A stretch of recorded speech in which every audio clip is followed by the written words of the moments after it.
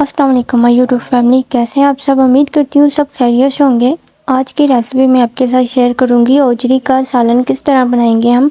और इसे बोटी का सालन भी कहा जाता है और ओजरी का सालन भी कहा जाता है। आज इसी की रेसिपी मैं आपके साथ शेयर करूँगी।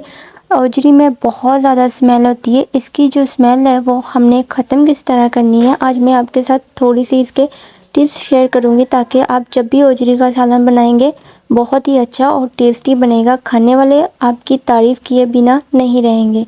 ओजरी को साफ़ किस तरह किया जाता है मैंने आपके साथ वीडियो शेयर की थी, वो आपको मेरे चैनल पे वीडियो मिल जाएगी।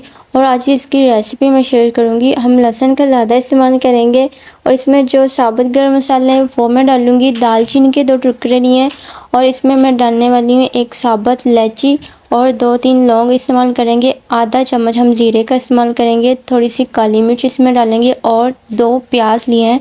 प्याज हम इतने ज़्यादा इस्तेमाल नहीं करेंगे, अगर हम इसमें प्याज ज़्यादा डालेंगे तो सालन जो होगा वो मीठा बनेगा, ठीक है। 2 मग में इसमें पानी डालूँगी और इसमें मैं डालने वाली हूँ प्याज, साबुत लहसुन और 1.5 चम्मच में इसमें लाल मिर्च, 1 चम्मच हल्दी, नमक हस्बे ज़रूरत, ठीक है। इन सारी चीज़ों को हमने मिक्स कर देना है और अच्छे से इसको कवर कर दूंगी 25 मिनट तक। 25 मिनट तक मैंने इसको कवर किया, बार बार चम्मच मैंने नहीं हिलाया। और इसमें अब डालने लगी हूँ 2 टमाटर और अब जाएगा इसमें साबुत गरम मसाला। गरम मसाला हम सबसे पहले जब मिर्चें वगैरह डालते हैं तब हमने साथ ही गरम मसाला नहीं डालना। अगर हम पहले डालेंगे जो गरम मसाले की खुशबू होगी ना वो बहुत ज़्यादा ओवर आएगी, हमें किसी चीज़ का टेस्ट नहीं मिलेगा। अब मैं इसमें डालूँगी घी का मैं 1.5 कप इस्तेमाल करूँगी इसमें ओजरी में। अगर आप चाहें तो 1 कप भी डाल सकते हो। अगर इसमें ज़्यादा घी होगा तो ज़बरदस्त इसका टेस्ट आएगा, जो इसकी लुक होगी घी के साथ बहुत ही अच्छी तरह आएगी। अब हमने इसको हल्की आंच में बनाना है ताकि जो ओजरी है वो अच्छे से गल जाए और इसकी जो स्मेल होगी वो हल्की हल्की आंच में पकने के बाद ख़त्म हो जाएगी। 20 मिनट मैंने और कवर किया था और माशाल्लाह से बहुत ही अच्छी खुशबू आ रही है इसकी, बहुत ही ज़बरदस्त। अब हमने क्या करना है, अब हमने इसकी अच्छे से भुनाई करनी है।